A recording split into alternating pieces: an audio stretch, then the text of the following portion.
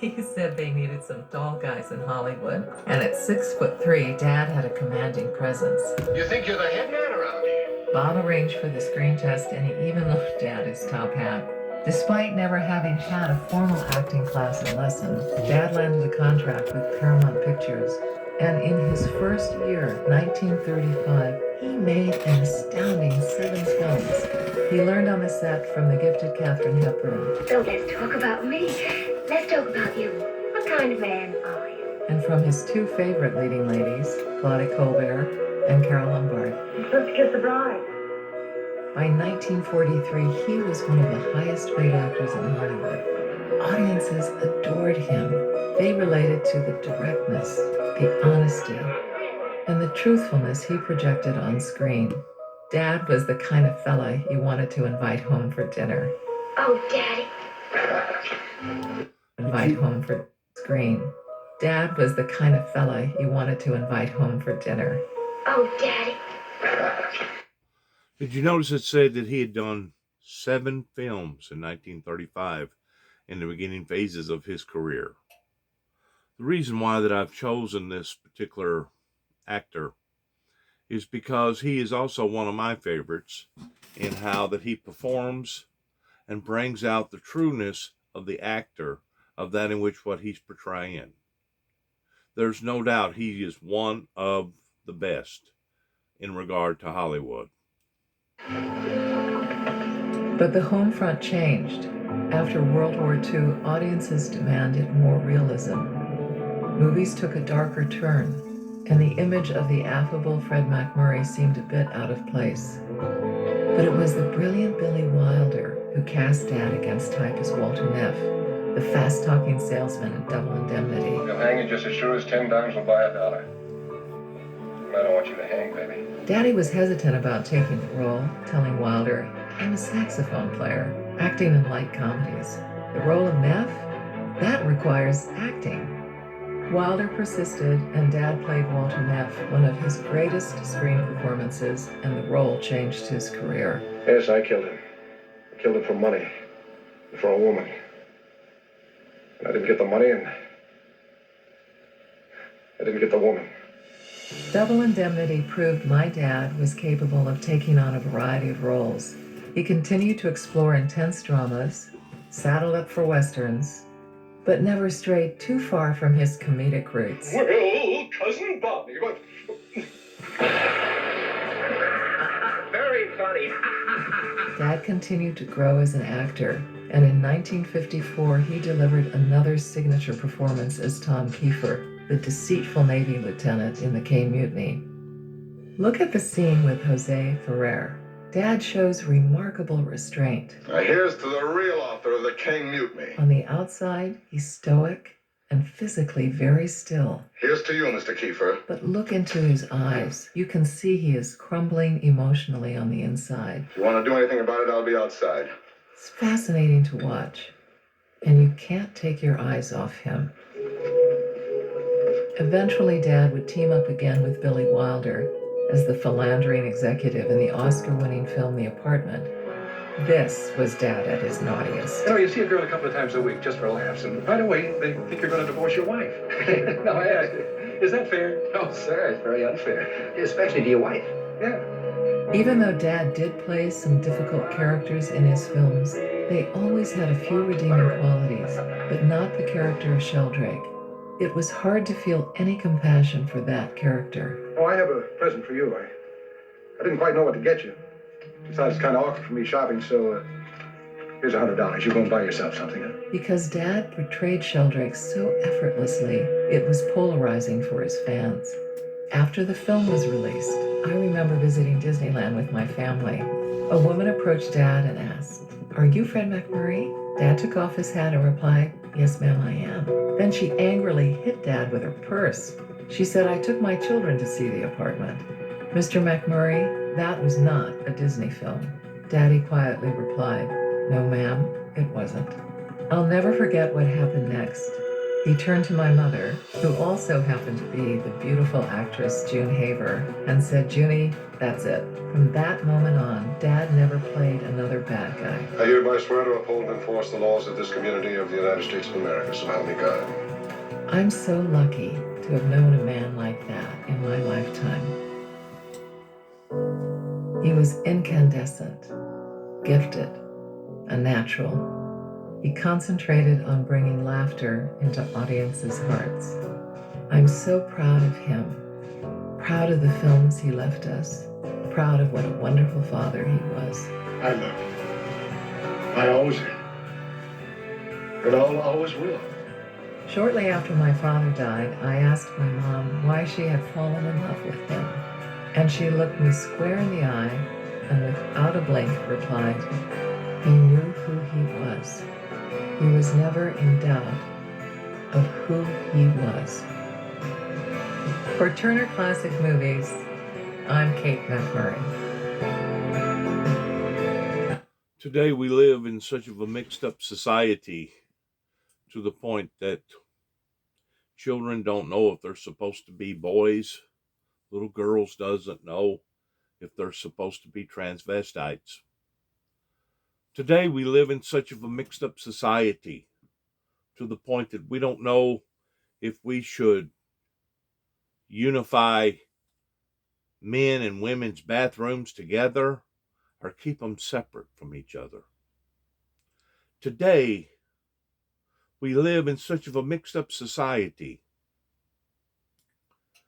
We don't know the things that have been given to us was truly a gift and not something that we have earned or that we are entitled to. We live in such of a mixed up society that if this same actor with these same talents was to come onto the stage today in 2020 and start his career, he would be so flip-floppy one way or the other. Do you really think that we would have seen the true character in this gentleman, the way that he portrayed each and every scene? I kind of doubt it. This is the difference between stable and an unstable society. We're living right now in probably one of the most unstable societies that America has ever had to encounter, only other than whenever we was at war with each other during the Civil War and when we was attacking the Indians. This is a very dangerous period of time that we're living in right now, with all the uncertainties, with all the doubt, with all the confusion. The confusion that the Bible talks about, that is the author, the wicked one, Satan, has planted the seeds of despair, has planted the seeds of confusion, has planted the seeds of doubt, to the point that we as a body, we as a whole, we as a community, we as a nation cannot stand united together any longer because there's too many chiefs and not enough Indians. If there's ever been anything that we should learn from this particular actor's career, is that he was in fact balanced and focused upon who he was, who he wasn't, and where he wanted to go with his career. There's no doubt that certain elements change the culture to the degree that people's appetites change from one generation to another. Those that was acting before World War II had a certain pizzazz about them, to the point that those directing and acting after World War II had to create another completely different pizzazz. Today, with all the guts, all the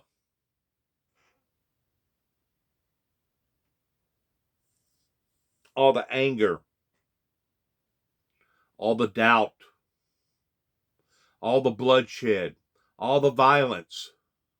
No wonder we live in a society today that is basically turned upon to itself, just like we have turned against the Asian people. That's one of the reasons why that I was very, very persistent in telling my viewers, while I was telling my viewers, that I believed that China was actually part of a setup, an entrapment that actually come from North Korea. It was Kim Jong-un that kept telling the world again and again and again, 3 months prior, before the horrible coronavirus ever got leashed into the world. It was Kim Jong-un that kept telling the world, we have a Christmas present for y'all. We have a Christmas present for the Americans. We have a Christmas present for our enemies. Well, their enchantments have now proven to be so in regards to what type of Christmas present they was actually talking about. Because you see, it wasn't actually the Chinese that developed the coronavirus into a lab and purposely dispersed it onto their own people. But it was North Korea that wanted to use China as a ploy in making it look like that it come from them. That way the world would turn upon to the Asian China people. We're living in very, very uncertain times right now, to where people need to remain focused upon who and what our enemy is actually trying to do. Because if he can cause more chaos, more anger, more bloodshed, if he can cause more chaos, more despair, that's exactly what it is going to do. This entity of darkness, yes, existed during the time of this man's career, but he didn't allow for it to dominate his career or his life. I'm sure he had some bad times, but I'm also sure he had a lot of good times. He was well focused. He knew where he stood. He was very confident in where he wanted to go with his life. In today's society, we don't see too much of that anymore, coming from the mainstream media pertaining to Hollywood out west. Once more, these are the uncertain times that we're living in, that even Jesus himself predicted and said that perilous times would come upon to the world in the last days, that nation would rise against nation and chaos would fall upon to the great planet called Mother Earth. Navy Lieutenant Fred McMurray masterfully maneuvers while his captain cracks under pressure in The King Mutiny. Sunday at 3:30 p.m., only on Turner Classic Movies. If I'm not mistaken, that was one of Donald Trump's favorite movies, King Mutiny. But the word cracking I wanted to touch upon, and this will be the last part in which what I'm wanting to talk about. I have discussed my life with various people that's going through similar type situations of what I'm going through right now. Those who are on top of the mountain or thinks that they're on top of the mountain, they're not going to have time to listen to anybody like myself because they think that they got the tiger by the tail. But those that are in similar situations, such as myself, will sit and listen towards this strategy that Satan has played upon myself in trying to make me crack, trying to make me go down to another level, to the point that they provoke me into anger or they provoke me into madness. I can honestly look back at the situation here in Northwest Tennessee, not just within the past 7 years since I moved back here in 2014, but throughout the whole events of me being raised up in this area, of how certain people either wouldn't help us or how certain people wouldn't stand with us, or how certain people deliberately drug our name down the toilet of trying to make us out to be something that we never was to begin with. Especially whenever it comes to the founder of the Windmill Ministries, of the individual that's speaking to you right now. It would have just tickled them pink if they could have provoked me to the level of dragging me down to their level, to the point that I turned vicious and that I turned extremely angry at the snare that the devil was planting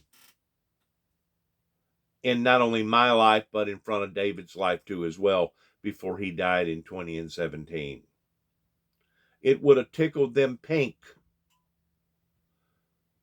to know that I resorted in the same type of actions or activities that they had resorted in, either in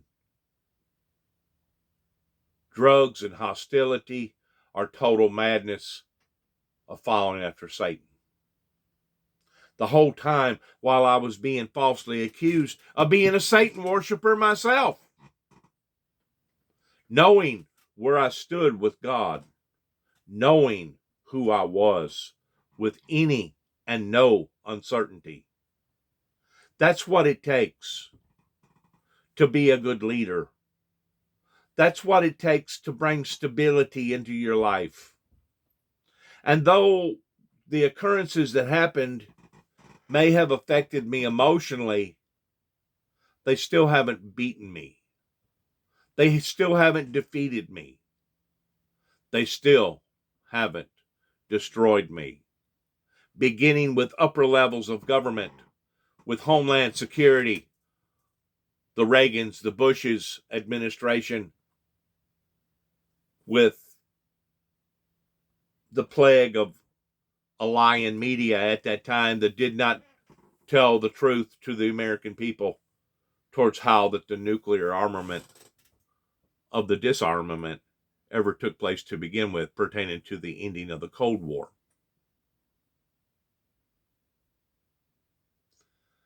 There's been lots of hurdles that the Windmill Ministries has had to go through. There's been lots of entrapments that some I have fell for, and some I was wise enough that God directed me out of in not falling for. But I can honestly say this, and it's only because of the precious hand of God. And those who have come close to the edge will know exactly what I'm talking about whenever I say that they did not cause me to crack. They wanted to. They wanted me to crack.